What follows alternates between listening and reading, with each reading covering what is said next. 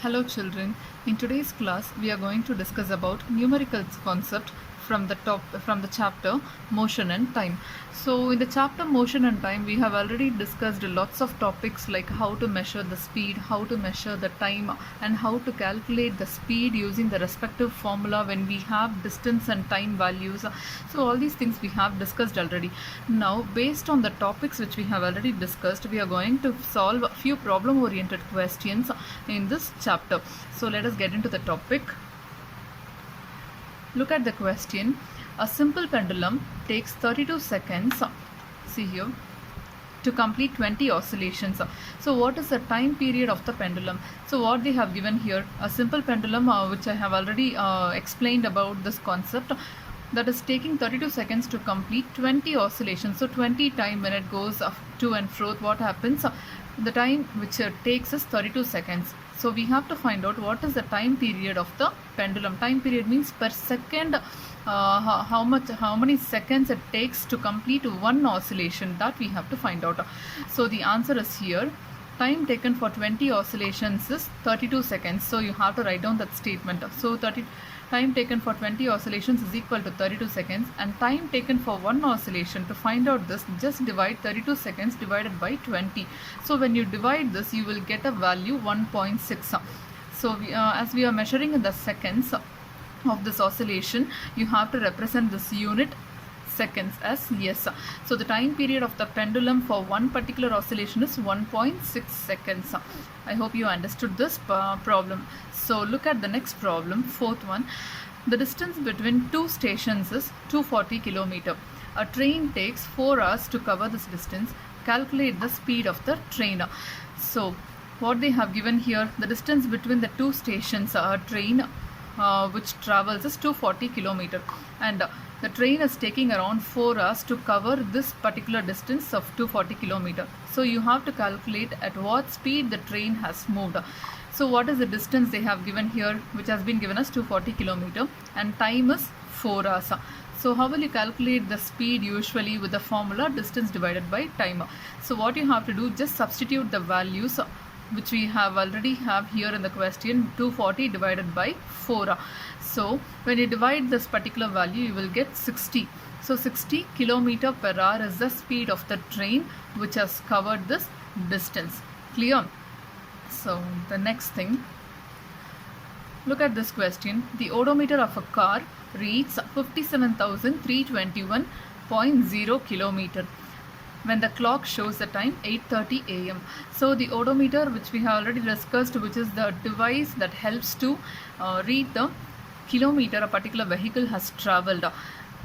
So speedometer is something at what speed the vehicle is moving, and odometer is a device which helps to identify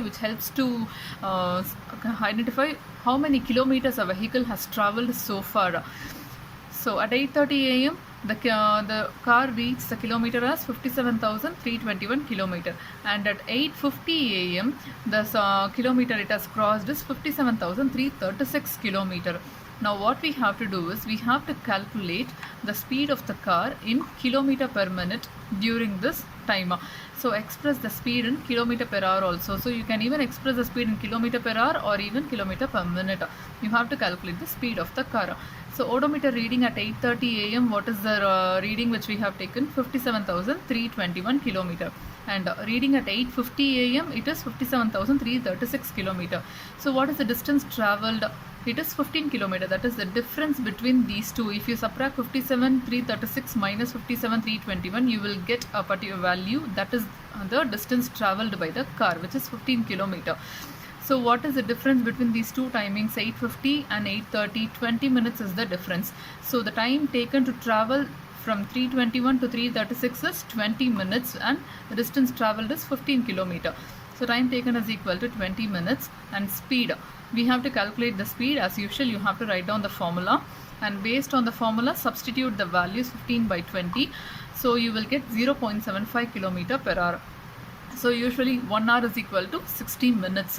So to convert into what you have to do, you have to convert this into 0.75 into 60, which is 45 km per hour, which is the speed of the car. Understood? And the next question, Salma takes 15 minutes from her house to reach her school on bicycle. If the bicycle has a speed of 2 meter per second, calculate the distance between her house and the school. So what they have given here, she is taking 15 minutes to travel from her house to reach the school on a bicycle. So the bicycle speed is 2 meter per second. And what is the time she is taking? Usually 15 minutes. So to calculate how many seconds she is taking, 15 into 60 seconds. So 1 minute is equal to 60 seconds. So 15 into 60 seconds. If you multiply this, you will get 900 seconds. So 900 seconds is there in 15 minutes. So that is the total time which she is taking. To calculate the distance traveled, the speed formula itself, you can reverse it. So speed is equal to distance divided by time. But to calculate the distance, you have to use this particular formula, speed into time. So when you calculate the speed, which is 2 into 900 seconds, you will get 1800 meter. So what is the value of 1 meter usually, which is 1000 kilometer?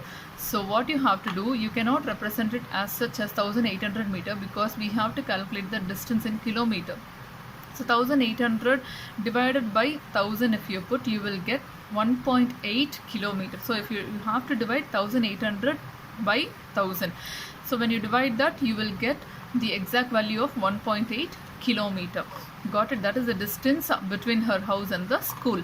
And look at the 7th question. Show the shape of the distance time graph for the motion in the following cases. Here you have to show the shape of the distance time graph. Distance time graph, we have already discussed a lot, how a particular vehicle moves at a constant speed, whether it is moving in a straight line or whether it is moving at a constant speed. All these things we have discussed in the distance time graph. So 2 options they have given: a car moving with a constant speed, a car parked on a side road.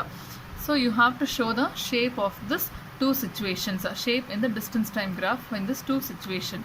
See here, car moving in a constant speed. So x and y axis, as usual, we have drawn here. This represents y axis and this one represents x axis. So the distance, and this one has been represented as time.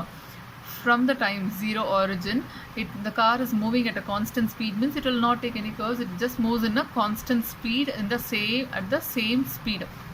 So that has been represented in this particular shape.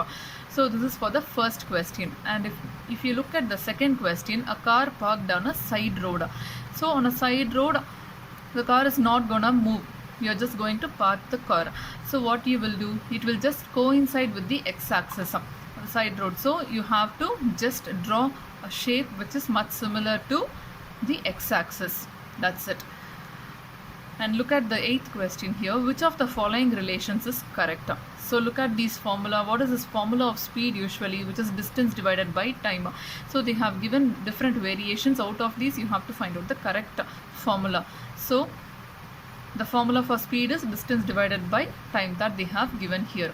In the next question, which of the following distance time graph, a truck moving with a speed which is not constant? I have told you constant speed means moving at the same speed and the same direction without any change. So that you have to find out from this picture. So here they have given some distance time graphs.